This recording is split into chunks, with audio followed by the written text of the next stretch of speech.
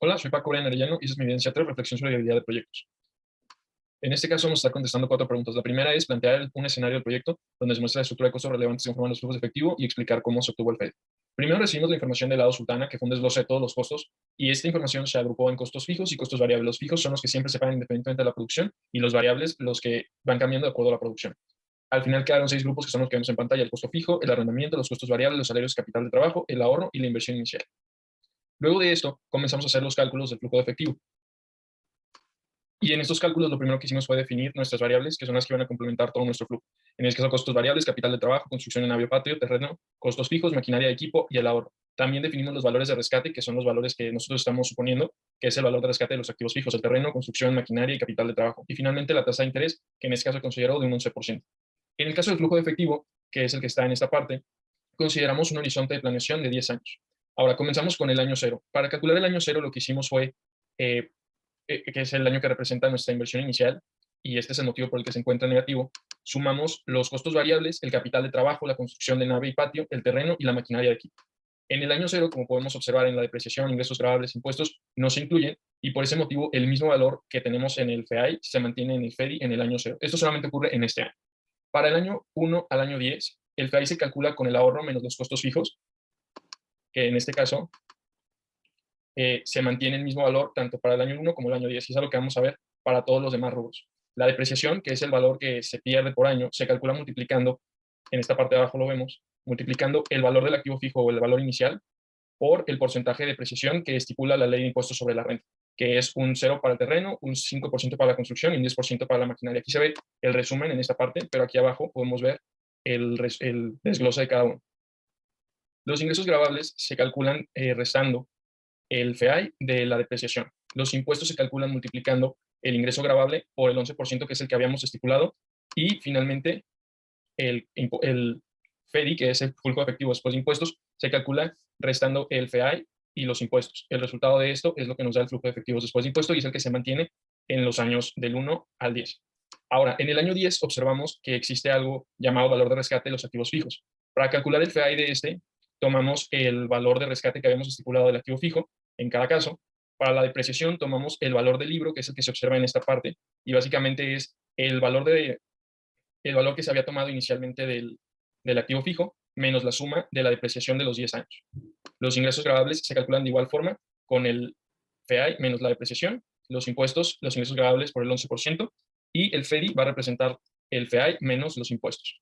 Entonces, el FEDI para todos los años, en el caso del año 0, pues se mantiene que es la inversión inicial. Del año 1 al 10 tomamos el mismo valor, pero en el año 10, si observamos en esta casilla, tenemos una suma mucho más grande.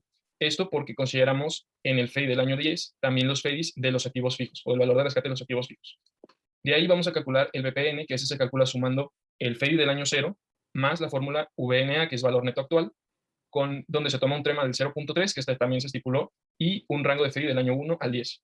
El TIR se calcula con la fórmula TIR y el rango de valores del año 0 hasta el año 10. Ahora, se nos pide explicar la viabilidad del proyecto utilizando indicadores de VPN, TIR y TREM. El VPN es el valor presente neto y ayuda a comparar los ingresos y egresos del proyecto en un solo momento. Cuando es mayor a 0, los dineros invertidos del proyecto rentan a una tasa superior a la tasa de interés de oportunidad.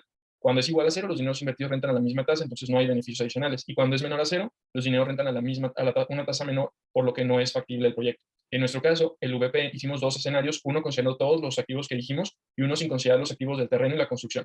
En ambos casos nos da un VPN negativo, por lo que el proyecto no es factible considerando el VPN. Ahora, el TIR es la tasa interna de retorno y representa el porcentaje de beneficio o pérdida que tendrá un proyecto.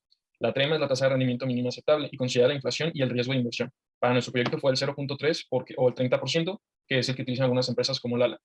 La interpretación es que si la TIR es mayor a la TREMA, se acepta el proyecto porque indica que se genera más de la tasa de rendimiento mínima. Si la TIR es menor a la TREMA, no se acepta el proyecto porque indica que se genera menos de la tasa de rendimiento mínima.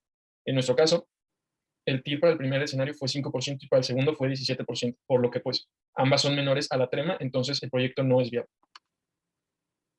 Ahora, las variables importantes de los estudios de mercado técnico, económico y financiero son las siguientes. Para el estudio de mercado, la demanda, la competencia y la distribución. ¿Por qué estas tres? La demanda porque nos ayuda a estimar cómo va creciendo la industria en nuestro país. La competencia porque nos ayuda a ver qué está haciendo nuestro vecino, qué está haciendo nuestra competencia y cómo podemos implementarlo en nuestros procesos. Y la distribución porque siempre hay una forma de mejorar las rutas que tenemos o el servicio al cliente que tenemos a nuestras sucursales.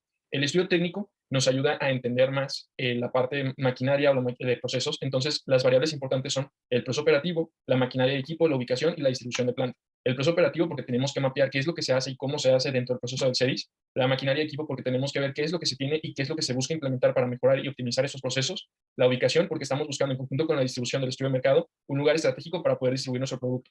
Y la distribución de planta porque siempre tenemos que buscar la forma en que sea una planta segura y que cumpla con las estipulaciones tanto de medidas para poder utilizar toda la maquinaria y sanitarias porque pues estamos manejando alimentos. En el estudio económico y financiero tenemos variables como los costos fijos, los costos variables, la inversión inicial, el costo del proyecto, el VPN, el TIR, la trema y el financiamiento. Los costos fijos y variables son los que ya mencionamos antes. La inversión inicial es todo lo que conlleva empezar el proyecto o hacer el proyecto. Los costos del proyecto pues son todos los que son fuera de estos tres que mencionamos al principio. El VPN, la TIR y la trema son estas funciones para poder calcular financieramente si es viable o no y tomar una decisión del proyecto. Y el financiamiento en este caso fueron 30 millones que se mencionaron al principio del proyecto y los cuales pues eran como que el techo del proyecto. Finalmente, explica qué variables del estudio de mercado impactan en el diseño de series en términos de procesos clave, capacidad y tecnología. Bueno, en el estudio de mercado se tienen tres variables que nos ayudan al diseño de series. La demanda, la cual nos permite entender cómo la industria nacional está creciendo, por lo que es necesario aumentar nuestra producción y por ende el espacio de almacenamiento, mientras que estos datos nos permiten comenzar un análisis técnico sobre el tipo de máquinas y equipo de instalaciones para poder lograr esto. La competencia es otra variable del estudio de mercado que nos ayuda a conocer prácticas de nuestros competidores, ya sean procesos tecnológicos, precios o cualquier otro, y por eso es importante conectarlo con el estudio técnico para buscar la forma de optimizar nuestro proceso. Y finalmente, la distribución es la variable del mercado, del estudio de mercado que nos ayuda a entender las rutas, la forma de comercialización, la atención al cliente. Todo esto es necesario para desarrollar un estudio técnico que analice la forma de mejorar estas rutas, el equipo, al implementar tecnología y una mejor capacidad instalada según la producción que se está teniendo.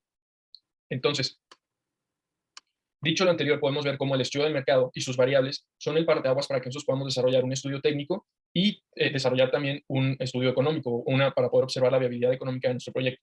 Entonces, estas variables, la demanda, la competencia y la distribución, son muy importantes porque son la base que nos ayuda a entender qué necesitamos desarrollar para nuestros procesos, qué necesitamos desarrollar para la maquinaria, qué necesitamos desarrollar para que nuestras rutas mejoren y poco a poco poder desarrollar los estudios técnicos y finalmente terminar con los estudios de viabilidad económica. Entonces vemos cómo todo al final es un conglomerado y cómo nos ayuda a entender mejor el proyecto. Entonces no podemos usar nada más el estudio de mercado o el estudio técnico o el estudio de viabilidad económica. Necesitamos de todas las partes de estos estudios para poder desarrollar un proyecto que esté completamente robusto y que pueda resolver la duda de si es viable o no es viable. En conclusión, y aunque nuestro proyecto no haya sido completamente viable por los VPNs TIR que obtuvimos, podemos decir que es importante siempre considerar todas las partes de un proyecto, desde el estudio de mercado, el estudio técnico, el estudio económico y el estudio de financiamiento. ¿Por qué? Porque al hacer todo esto, hacemos una solución integral, o más bien buscamos una solución integral que pueda satisfacer todas las necesidades de una empresa, porque las necesidades de una empresa no solamente son de maquinaria o no solamente son de producción, tiene muchísimas áreas las cuales tenemos que observar a través de todos estos estudios y gracias a los resultados que nos dan estos estudios podemos desarrollar ideas o podemos desarrollar, en este caso, propuestas de cómo un proyecto puede desarrollarse. Y gracias al estudio económico, pues podemos ver cómo los estudios de mercado y técnico pueden ser viables o no para cualquier industria o empresa. Entonces, siempre es importante mantener un pensamiento sistémico y una generalidad abierta de que todas las partes son importantes para desarrollar un proyecto.